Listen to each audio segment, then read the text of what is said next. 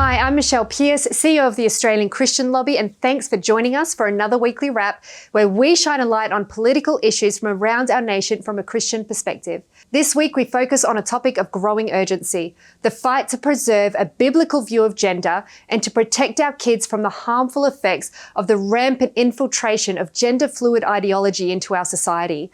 Senator Alex Antic has introduced a promising bill that calls for a blanket ban on all gender reassignment treatments and surgeries for people under the age of 18, including the use of damaging puberty blockers.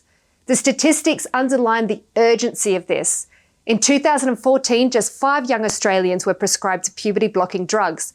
That number skyrocketed to 624 by 2019. And there's been a tenfold increase in young people seeking services from public gender clinics, with 2,067 cases reported in 2020. The 7 News program Detransitioning recently exposed the irreparable physical and emotional harm being visited on a generation of confused kids wrongly diagnosed as transgender who undergo so-called gender reassignment surgeries. The most disturbing aspect of this trend is the diagnosis of gender dysphoria on children as young as 3 or 4 years old. It's absurd to think that so-called experts are qualified to assert that a child's gender should be contrary to their biological sex at such an early age. If passed, Senator Antic's bill would prohibit health practitioners from providing interventions aimed at changing a minor's biological sex. This is a momentous step towards safeguarding our youth from making life-altering decisions they may later regret.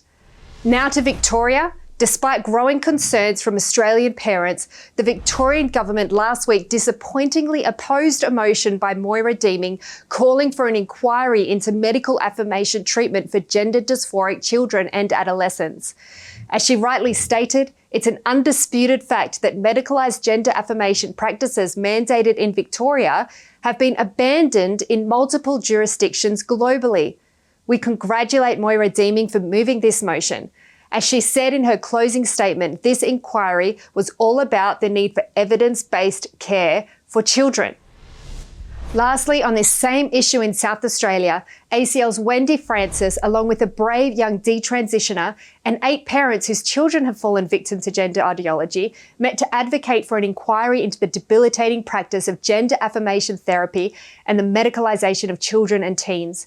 We will continue to update you as this unfolds. As we've seen in history, society's headlong pursuit against God's design ultimately results in unhealthy fruit. We see that happening now, and the world is noticing. There's an opportunity for the pendulum to swing back in favour of truth, and we pray for brave people to stand up, to acknowledge the evidence and consider the longer-term impacts of a wrong view of gender. We raise these issues with the utmost love, respect and sensitivity for the people who are living through these issues.